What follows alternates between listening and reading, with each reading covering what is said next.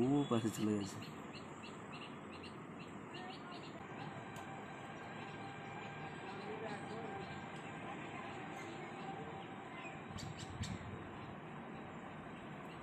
কেউটে বলছো কোনটা? কেউটে কেউটে নয়, দুটোই দাঁড়াস।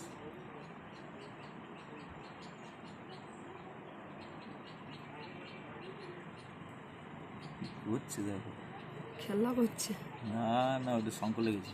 ক্যামেরাটা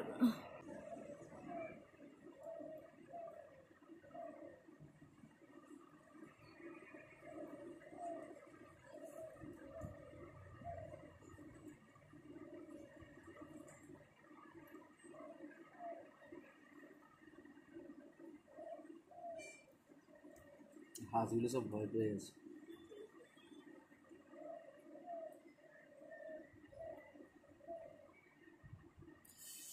শিরা ফেটে যাচ্ছে আমার একদম।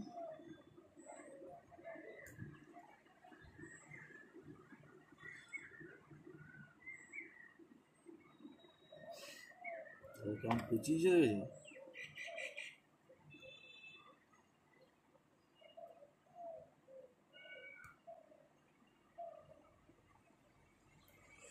হাঁসগুলো নীরব দর্শক, চুপ, কেউ ডিস্টার্ব করবে না এই সময়। নড়ছে না পর্যন্ত হাঁসগুলো। একমাত্র মানুষই শুধু আছে সালা ডিস্টার্ব করে।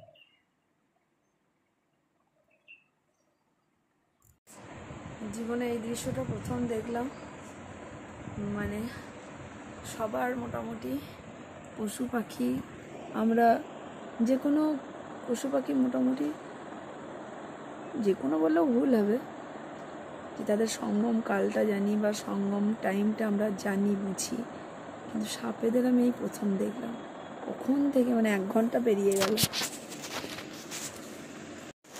দেখো হাঁসগুলো পর্যন্ত ভয়ে চুপ হয়ে আছে, ওরা পর্যন্ত কথা বলছে না।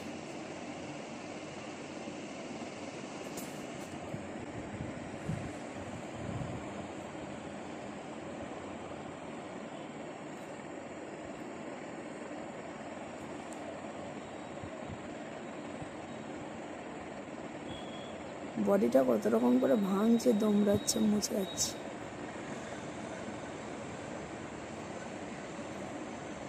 হাঁসগুলো চিৎকার করে গোটা পুকুর ছুটে বেড়ায়। আজকে এদের কোনো ইয়েই নেই, চুপ হয়ে আছে। আর তখন আমাদের এই কুমড়ো গাছের ভিতরে ছিল, এবার জলে নেমে চলে গেছে। আরো দুটো সাপ আছে এখানে। আরো দুটো ঢুকেছে দাঁড়াস।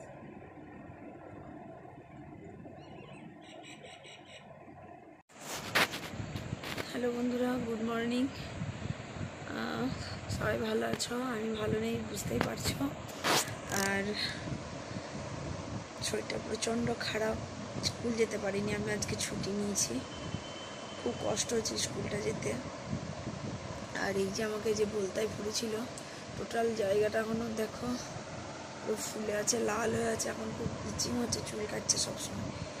তো আর এই হাতে আমি দেখো সব খুলে দিয়েছি, কারণ আমার জানি না সে ডিসালাইন বা ইঞ্জেকশনে কী প্রবলেম হচ্ছে। গোটা হাতটাতে এরকম গোল গোল গোল গোল হয়ে দাঁড়িয়ে গেছে, প্রচুর পেন হচ্ছে। আর আজকে দেখছি কোনোভাবেই মানে শাখা পলাটা টাচ করছে, প্রচুর ব্যথা করছে।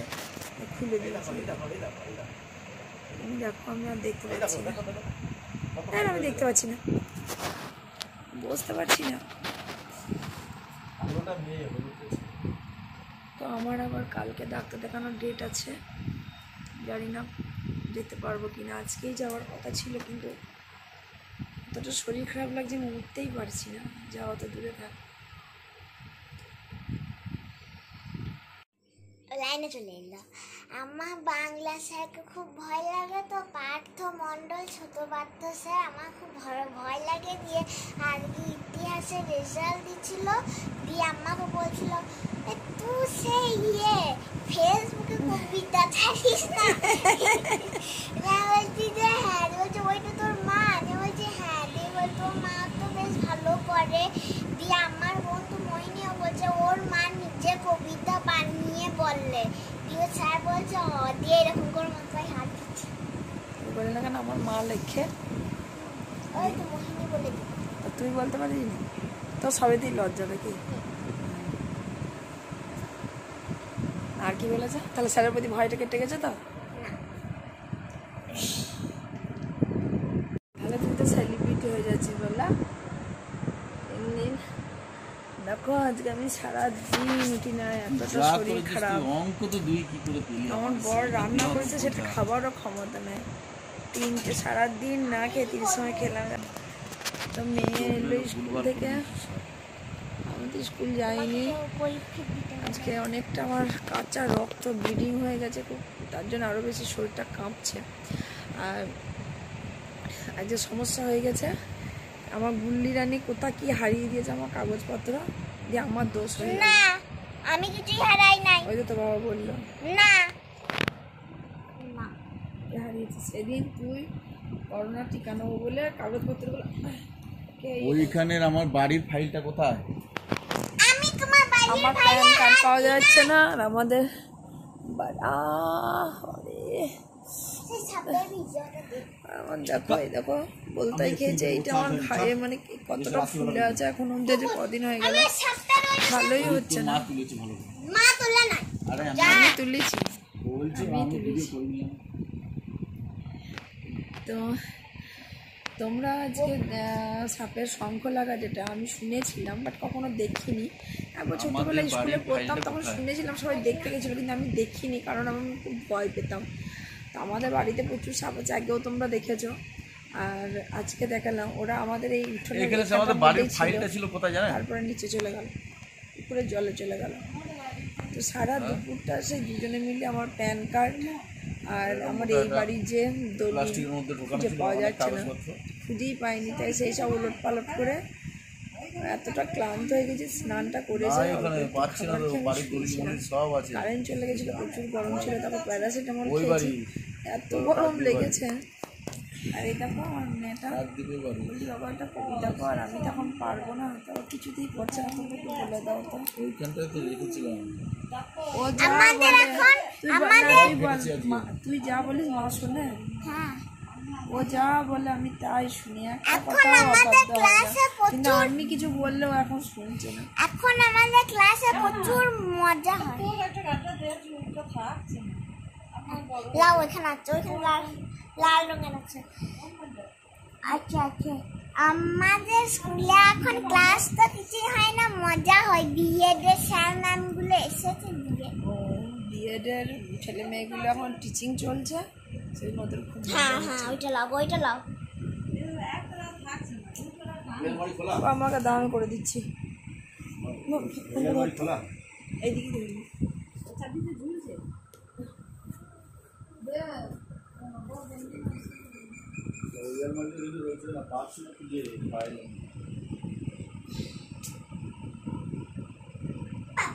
হাতের তলায় থেকে আমি ব্যাগটা খুঁজে পাচ্ছি, নিয়ে জামা কাপড়টা নিয়ে দাও তো। এই যে নিয়ে যাও। তো তোর সাথে তো দেখে গেছিস। তুই আগে আমার কবিতা মুখস্থ করে দিবি। কবি দেবব্রত দত্ত, উনি, আমি মানে কি বলবো, মানে এতটা হ্যাপি হয়েছি যে উনি নিজে থেকে আমার সঙ্গে যোগাযোগ করে আমার মেয়ের জন্য বেশ কয়েকটা কবিতা পাঠিয়েছেন। এত সুন্দর কবিতাগুলো, ওগুলো পড়েওছে, ওর খুব ভালো লেগেছে, খুব এনজয় করেছে। স্কুল থেকে আসছে এই 4:30 পৌনে 5টায়, দিয়ে ওর এনার্জি নষ্ট হয়ে যাচ্ছে। তারপর সন্ধ্যেবেলায় পড়াতে আসছে, আমি প্রেশার ক্রিয়েট করতে পারছি না, যদিও জানি ও একবার পড়লে ওর মুখস্থ পড়া নয়, ওকে আমি ভয়েস রেকর্ড করে দিই, ভয়েস রেকর্ডটা একবার শুনলে কি দুবার শুনলে ওর মুখস্থ হয়ে যায়। আমার নিজের এখন সেই ইয়েটা নেই। কালকে যাবো আবার ডাক্তার দেখাতে। দেখো আমার চুল নিয়ে কি করছে, ও এটা আমার চুল। তো বললাম না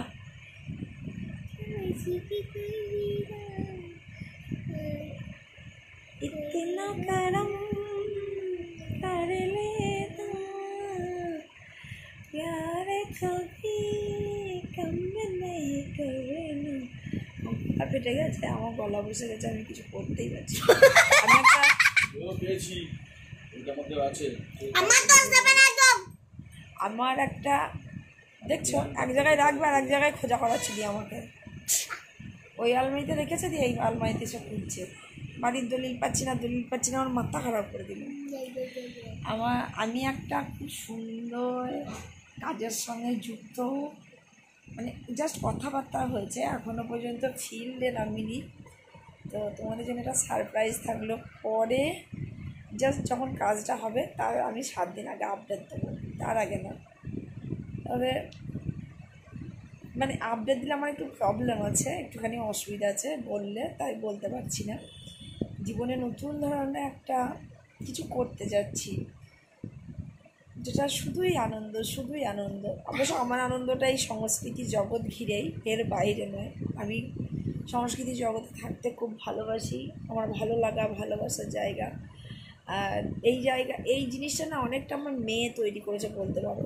কারণ ও না ছোটোবেলায় কবিতা শুনেই ঘুমাতো, কবিতা শুনে ওর কবিতা আমি দেখতাম ছোটোবেলায় ওর তখন তো আমার ফোন ছিল না, অ্যান্ড্রয়েড ফোন আমার ছিল না, ওর বাবার ছিল। তো ওর বাবার ফোনটা নিয়ে ও যখনই শুতে যেত, বিশেষ করে কবি অতনু বর্মনের কবিতাগুলো খুব শুনতো। তখন ও ঠিক করে উচ্চারণ করতে পারতো না, তখন থেকে ও কবিতা বলে, এবং একবার দুবার শুনেও মুখস্থ হতো।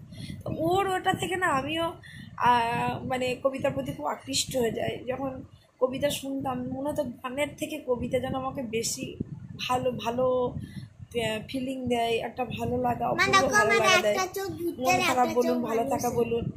আর গানের আমি ছবিটা কতটা কল্পনা করতে পারি না, কিন্তু কবিতায় একটা যেমন কবিতা চলে না, আমি সেই ছবিটাকে খুব ভালো কল্পনা করতে পারি।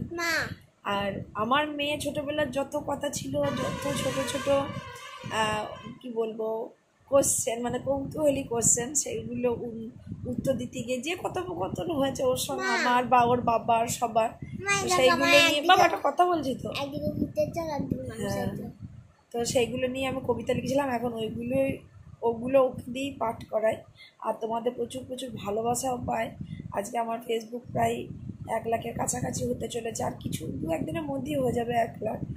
তো এই 100K হওয়ার সুবাদে আমার ইচ্ছা ছিল অনেক বড় কিছু করার, কিন্তু এখন আমি আমার নিজের শরীর নিয়ে একটা অনেক বড় যুদ্ধের সঙ্গে আছি। বারবার আমি রোগের কথা বলতে আসবো না, আর আমার কী হয়েছে সেটা আমি বলতে আসবো না।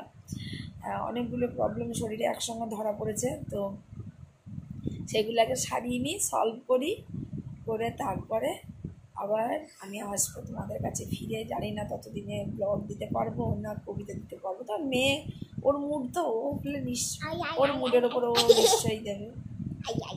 চলো ব্লগ বেশি বড় করছি না, কারণ আমার ব্লগ বড় করার মতো কিছু নেই। আর দেখো আমার হাত যন্ত্রণা, কারণ এখন আজকে 2 দিন হলো বড় রান্না করছে।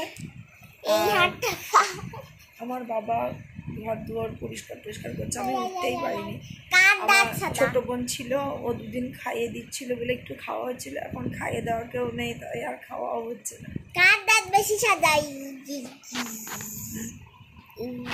দেখো এইটুকুনি বাচ্চা কত বড় বড় দাঁত, আমার কতটুকু দাঁত। চলো টাটা।